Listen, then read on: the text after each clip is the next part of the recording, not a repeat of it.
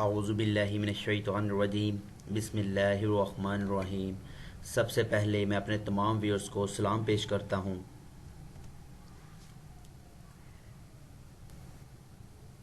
जी, आज हम class 10th biology का जो अपना टॉपिक कर रहे थे division of the nervous system, इसके अंदर हमारे पास दो पॉइंट्स आते थे, एक सेंट्रल नर्वस सिस्टम और एक पेरिफेरल नर्वस सिस्टम, जिसमें हमने लास्ट अपने प्रीवियस लेक्चर के अंदर ब्रेन को देखा था, ये क्या चीज़ होती है, इसकी वर्किंग को देखा था, हमें ये किस तरह अपनी वर्किंग करता है और इसके कितने पार्ट्स होते हैं और हर पार्ट्स को हमने बड़ी डिटेल के साथ देखा। आज हम देखेंगे स्पाइनल कॉर्ड को। ठीक हो गया। जैसे कि आपके डायग्राम के अंदर स्पाइनल कॉर्ड नज़र आ रहा है, ये चीज़ ठीक हो गया, जिसे हम नॉर्मल अपनी ज़ुबान में रीढ़ की हड्डी भी बोलते हैं। ठीक हो गया, ये होते हैं हमारे पास स्पाइनल कॉर्ड। आज देखेंगे हम कि ये किस तरह अपनी वर्किंग को क्या करता है, परफॉर्म करता है। इसके साथ साथ अगर हम छोटी सी डिस्कशन यहीं पे कर लें कि अगर हम हमारे पास ये जो स्पाइनल कॉर्ड है, इससे अगर हम लेंथ की बात करें तो ये तकरीबन 40 सेंटीमीटर इसकी हमारे पास लेंथ होती है, और अगर हम इसकी विड्थ यानी कि चौड़ाई की बात करें तो ये तकरीबन हमारे एक थंब यानी कि जो हमारा अंगूठा होता है, थंब, इसके क्या होती है, बराबर होती है। तो आए आज शुरू करते हैं हम अपना लेक्चर स्पाइनल कॉर्ड के ऊपर।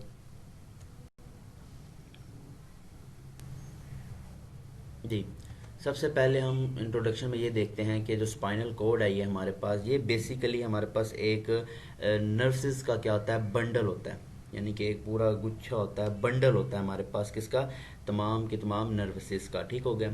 और अगर हम इसकी लोकेशन की बात करें तो ये हमारे पास ब्रेन स्टीम से शुरू होता है, यानी कि जो हमारे दिमाग का लास्ट पार्ट होता है जिधर मेडोला ओब्लंगेटा मौजूद होता है, वहाँ से ये शुरू होता है, हमारे लो बैक तक जाता है। जैसे कि ये है, यहाँ से हमारे पास स्टार्ट होता है हेड से बिल्कुल लास्ट से, और हमारे लोअर बैक तक क्या है, ये स्पाइनल कॉर्ड फैला हुआ है, यानी कि वहाँ तक ये स्पाइनल कॉर्ड जाता है। ठीक हो गया। अभी जब हम बात कर रहे थे कि बंडल ऑफ द नर्वसेस, यहाँ पे बहुत ज़्यादा नर्वसेस प्रेजेंट होती हैं, जैसे कि ये आपको नज़र आ रहा है, ऊपर नीचे तह चढ़ी हुई है। एक तो ये चीज़ होगी, और जितने भी ये तह कि जहाँ पे आपको ये जो पार्ट नज़र आ रहे हैं, ठीक है, ये सुराख सुराख थोड़ी सी यहाँ पे है हमारे पास, ये जितने भी पार्ट्स हैं यहाँ पे हमारे पास क्या होती है, नर्वसेस बहुत ज़्यादा मौजूद होती हैं, जिसके अंदर सेंसरी नर्व्स भी हमारे पास मौजूद होती है, मोटर न्यूरॉन्स भी मौजूद होती है, उसके साथ साथ हमारे पास मिक्स नर्वसेस भी क्या होती हैं, प्रेजेंस होती हैं। और ये तीनों नर्वसेस हम अपने प्रीवियस लेक्चर्स के अंदर इनको देख चुके हुए हैं। आगे हम बात करते हैं मेनिंजीन्स की। जिस तरह के ब्रेन के पास हमारे पास एक मेनिंजीन्स मौजूद था जो किसकी प्रोटेक्शन कर रहा होता था, यानी कि उसको कवर अप किया था, तो बिल्कुल वैसे ही स्पाइनल कॉर्ड के पास भी एक मेनिंजीन प्रेजेंट होती है, जैसे कि आपको ये डायग्राम के अंदर नज़र आ रही है कि इसके पास तीन किस्म की मेनिंजीन्स होती हैं। ठीक हो गया। First layer, second layer and third layer, तो ये इसके पास मेनिंजीन्स होती हैं। और ये जो आपको रूट्स जो मैं बता रहा था, छोटे छोटे आपको सुराख पोर्सेज थे हमारे पास, जो सुराख थे, ये वो होती है जहाँ पे बहुत ज़्यादा हमारे पास नर्वसेस क्या होती हैं, प्रेजेंस होती हैं। ठीक हो गया। जैसे कि आपके नज़र भी आ रहा है नर्व रूट्स कह रहा है आपको। ठीक हो गया। और आगे हम बात करते हैं इसकी प्रोटेक्शंस की। तो जो इसकी प्रोटेक्शन कर रहा होता है वो वर्टिबल्स कॉलम इसके इर्द गिर्द क्या होता है, प्रेजेंस होता है, जो कि स्पाइनल कॉर्ड की क्या करता है, प्रोटेक्शन कर रहा होता है। जैसे कि नॉर्मली आपको ये डायग्राम एक नज़र आ रही है। ठीक हो गया। तो ये जो एक कप टाइप से आपको कुछ नज़र आ रहा है, ठीक हो गया, तो ये चीज़ होती है हमारे पास वर्टिबल्स कॉलम, जो कि इस तरह जो काफ़ी ज़्यादा यानी कि ये पेयर्स की फॉर्म में हमारे पास प्रेजेंस होते हैं, जो कि हमारे जो स्पाइनल कॉर्ड होता है, ये जो स्पाइनल कॉर्ड दरमियान में होता है। ठीक हो गया। इसकी क्या करता है, प्रोटेक्शन, इसके इर्द गिर्द क्या होता है, ये सारा फैला हुआ होता है। ठीक हो, तो ये एक साइड है। इसी तरह यहाँ पे दूसरी साइड पे भी ये इसने कवर अप किया होता है हमारे पास वर्टिबल कॉलम ने। जैसे कि हमारे पास अगर हम वर्टिकल कॉलम्स की बात करें तो ये हमारे पास डिफरेंट इसके वर्किंग हमारे पास मौजूद है। ये तो एक प्रोटेक्शन भी दे रहा होता है। सेकेंडली ये हमारे रिब्स मसल के और निक बैक के मसल्स को भी क्या करता है, आपस में अटैचमेंट करता है। या हम जितना भी कोई वेट वगैरह उठाते हैं तो वो भी हमारे पास ये वर्टिबल जो कॉलम्स होते हैं इसकी मौजूदगी में हम क्या सकते हैं, उठा सकते हैं। ये हमारी बॉडी को बैलेंसिंग के अंदर क्या करता है, एक यानी कि बैलेंसिंग प्रोवाइड करता है। ठीक हो गया। तो और हम वेट को इजीली उठा भी सकते हैं अपनी कमर के या अपने शोल्डर्स के बरबूते। ठीक हो गया। जी, आगे हम बात कर लेते हैं इसके आउटर रीजन की और सेंट्रल रीजन की। ठीक हो गया। तो अगर हम आउटर रीजन की बात करते हैं स्पाइनल कॉर्ड की, तो ये वाइट मैटर का बना होता है, और वाइट मैटर के अंदर इसके पास वाइट मैटर के अंदर यानी कि माइलिन से लगे हुए इसके पास एक्सॉन्स प्रेजेंस होते हैं। ठीक हो गया। और जो हमारे पास सेंट्रल रीजन होता है ये हमारे पास ग्रे मैटर का होता है, और ये न्यूरॉन्स की सेल बॉडीज के अंदर क्या होती हैं, प्रेजेंस होती हैं। उसके ऊपर मुश्तमिल होता है। उसकी जो डायग्राम होती है वो लाइक अ बटरफ्लाई शेप जैसी होती है। ठीक होगा। जैसे कि ये डायग्राम के अंदर अभी देखते हैं। ठीक हो गया। तो ये हमारे पास एक स्पाइनल कोड की एक स्मॉल सी इनर डायग्राम आपको नज़र आ रही है। इसके अंदर ये दो पार्ट, जो आपको वाइट पार्ट नज़र आ रहा है ये हमारे पास वाइट मैटर है, और जो आपको ग्रे नज़र आ रहा है ये ग्रे मैटर है, जैसा कि आपको एक दूसरी डायग्राम के अंदर नज़र आ रहा है। ठीक होगा। ये जो वाइट मैटर है हमारे पास, इसके अंदर बहुत ज़्यादा हमारे पास यानी कि एक्सॉन्स माइलन के ऊपर प्रेजेंस होती है इनके ऊपर, यानी कि माइलन के ऊपर शीट क्या आती है, एक लेयर चढ़ी होती है इनके एक्सॉन्स के ऊपर। ठीक होगा। जैसे कि हमने न्यूरॉन्स के अंदर इस चीज़ को देखा था। ठीक होगा। और जो हमारे पास ग्रे मैटर होते हैं इनके ऊपर क्या होती है, सेंट्रल जो बॉडीज होती है ना हमारे पास, वो क्या होती है इनके ऊपर प्रेजेंस होती है, जो ग्रे हमारे पास मैटर होता है। ठीक हो गया। और ये आपको कुछ नर्सेज नज़र आ रही है कि यहाँ से सेंसरी न्यूरॉन्स जो होते हैं हमारे पास एंटर होती हैं। ये जो हमारा जितना पार्ट होता है ये जो, ठीक होगा, इंटर न्यूरॉन्स, यानी कि इंटर न्यूरॉन्स यानी कि यहाँ पे हमारे पास जो इनर न्यूरॉन्स होते हैं। ठीक है। और यहाँ से जो भी इसका डिसीजंस होता है वो यहाँ से आउट होके मोटर न्यूरॉन्स के जरिए बाहर की तरफ जाता है। ठीक होगा। इसको अभी हम डिटेल से थोड़ा आगे जाके देखते हैं। फिर हमारे पास आ जाती है स्पाइनल नर्व्स। अगर हम स्पाइनल नर्व्स की बात करें तो ये हमारे पास 31 पेयर होते हैं इसके। ठीक हो गया। यानी ये चीज़ें, यानी कि ये एक और ये दो, इस तरह हमारे पास इस तरह के 31 पेयर होते हैं। ये एक पेयर बना हुआ आपके पास, एक ये दो पेयर। ठीक होगा।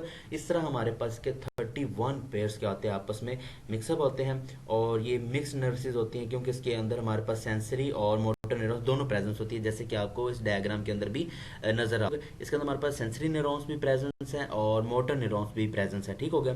तो इसी तरह हमारे पास ये टोटल 31 पेयर क्या आते हैं, मौजूद होते हैं। और हर पेयर यानी कि ये आपको नज़र आ रहा है कि कौन सा पेयर क्या वर्किंग करता है। इसके ऊपर हमारा नॉर्मली इतना नहीं होना चाहिए, हमारा पार्ट नहीं है हमारे कोर्स का। तो बस आप जस्ट इन्फॉर्म के लिए आपके पास है कि कौन से पेयर क्या वर्किंग करते हैं या उनकी नर्सेस किस किस्म की होती है। ठीक हो गया। तो ये आप वैसे एक दफ़ा देख लीजिएगा, अदरवाइज ये आपके कोर्स का पार्ट नहीं है।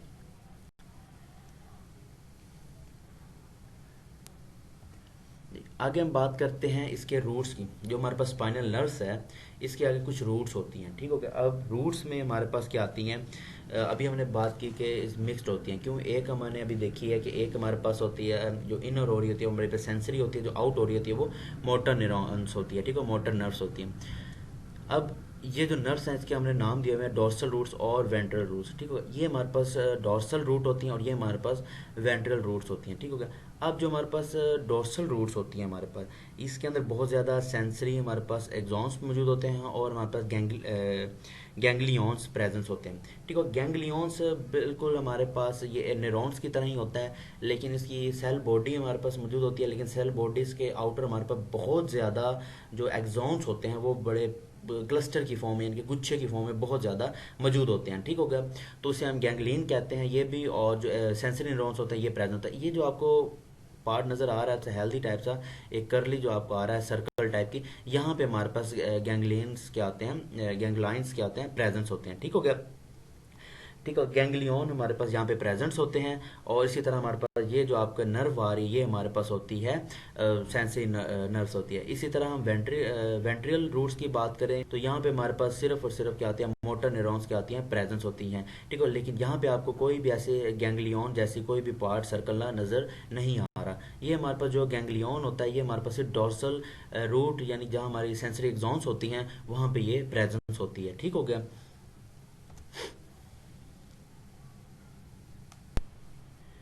जी, आगे हम इसके फंक्शन की बात कर लेते हैं। तो हमारे पास के टू मेन फंक्शंस आते हैं। फर्स्ट फंक्शन की हम बात करते हैं तो ये हमारी बॉडी पार्ट्स को और ब्रेन को आपस में क्या करता है, लिंक करता है।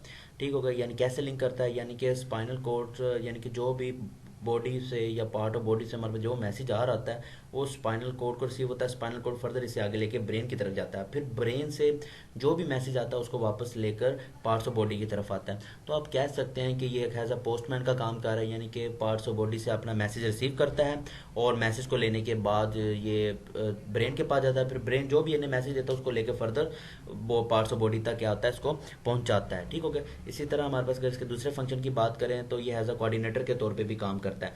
यानी कि जो काम ब्रेन ने करना होता है, यानी कि ब्रेन क्या करता है, कोऑर्डिनेट करता है, जो मैसेज जनरेट करता है उसके मुताबिक जो हमारी पार्ट्स ऑफ बॉडी होती है वो अपना फंक्शन परफॉर्म करती है।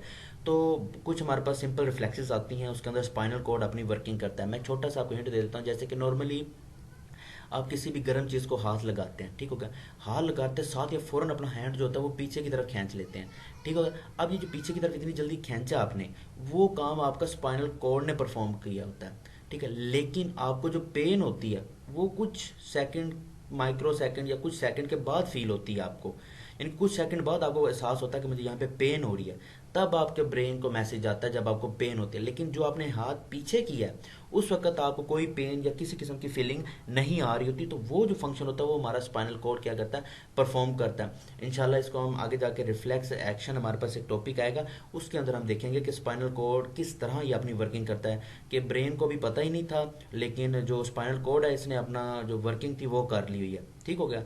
तो नॉर्मली हम, जैसे कि हमारे पास एक ओवरऑल डायग्राम है, जितने हमने चीज़ें देखी हैं इसके अंदर, ठीक हो गया। इसके अंदर डोर्सल रूट देखी, वेंट्रल रूट्स देखी, इसके सामने हमने ये ग्रे मैटर देखा, वाइट मैटर देखा, ये इंटरन्यूरॉन्स होते हैं, और ये हमारे पास गैंग्लियन होते हैं, ठीक हो गया। अब गैंग्लियन यानी कि ये रिसेप्टर, यानी कि जो भी पीछे से मैसेज पार्ट ऑफ बॉडी की तरफ से आया वो रिसेप्टर यानी कि रिसीव जाता है, फिर गैंग्लियन की तरफ जाता है, वहाँ से ये फर्दर हमारे इनर जो इंटरन्यूरॉन्स होते हैं वहाँ पे जाते हैं। इंटरन्यूरॉन से बाद में जरा जो भी यहाँ पे फंक्शन परफॉर्म होता है, उसके जो भी मैसेज जाना होता है पार्ट ऑफ बॉडी के, वो यहाँ से मोटर न्यूरॉन के जरिए वापस जाता है फैक्टर की तरफ, ठीक है। अब ये रिसेप्टर्स क्या होते हैं, ये फैक्टर्स क्या होते हैं, ये हम अपने फर्स्ट लेक्चर के अंदर हमने देखा था। तो अगर आपको याद नहीं है तो मैं फर्स्ट लेक्चर का डिस्क्रिप्शन के अंदर लिंक डाल दूंगा, आप देख सकते हैं कि रिसेप्टर्स और इफेक्टर्स क्या चीज़ें हैं, ठीक है। तो ये था हमारे पास आज स्पाइनल कॉर्ड, इसके अंदर हमने इसके कुछ पार्ट्स को डिस्कस किया, और पार्ट्स किस तरह के बने होते हैं, और इसके अंदर किस किस्म के न्यूरॉन्स होते हैं, या किस किस्म की इसके पास नर्व्स होती हैं, ठीक हो गया। तो उम्मीद करता हूँ कि ये जो आज का लेक्चर था आपको अंडरस्टैंड हो गया होगा। अगर आपको भी समझ नहीं आई तो आप कमेंट करें, इंशाल्लाह बहुत जल्द उसका आपको आंसर मिल जाएगा। बहुत शुक्रिया।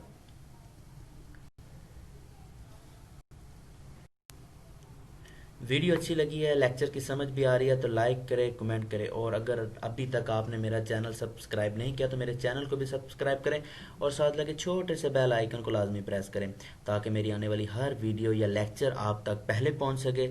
बहुत शुक्रिया। इंशाल्लाह मुलाकात होती है नेक्स्ट लेक्चर में, तब तक के लिए अल्लाह हाफिज़।